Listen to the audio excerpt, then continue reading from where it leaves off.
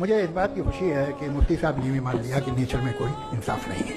बाकी एक है आपकी फेथ क्या है और आप फेथ मांगते क्यों हैं?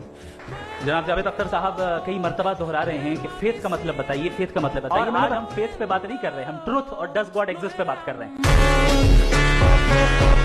कि भाई तुम सरेंडर कर दो और सवाल मत करो। कोई मजहब सारे सवाल करने की इजाजत नहीं देता और मना करता है कि ज्यादा सवाल ना करो, बैठ जाओ। कहा कि भाई सवाल करने से मजहब रोकता है। मैं कहता हूं जो रोकता है वो रोकता होगा, मैं नहीं रोकता, बल्कि सवाल करें। लेकिन सवाल सिर्फ खुदा से नहीं होगा, आपसे भी होगा।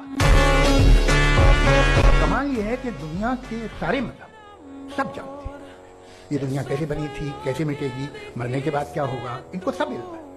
इनको किसी को डायनासोर होते थे पहले ये नहीं पता। आपने कहा कि किसी मजहबी किताब में डायनासोर का जिक्र नहीं है। अफसोस कि आज तक किसी मैथमेटिक्स की किताब में मुझे डायनासोर का जिक्र नहीं है।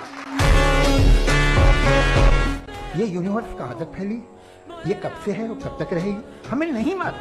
अगर नहीं मालूम तो क्लियरली कह देना कि नहीं मालूम है, इसमें क्या हर्ज है? तो वही तो मैं कह रहा हूं ना कि आप कह दें कि नहीं मालूम, लेकिन क्लेम क्यों कर रहे हैं कि गॉड एग्जिस्ट नहीं कर रहा है? आपने फैसला कर लिया कब बनी। ये आपके हिसाब से कोई 14 बिलियन ईयर्स बनी जो समझा जाता है। उससे पहले हजारों करोड़ों अरबों साल तक खुदा बैठा क्या कर रहा था? अरे हजरत, चलें बहरहाल मैं जवाब दे देता हूँ। आप हमारे रिस्पेक्टेड पर्सनैलिटी हैं, अगर आप नहीं होते तो मैं ऐसे एंटरटेन ही नहीं करता।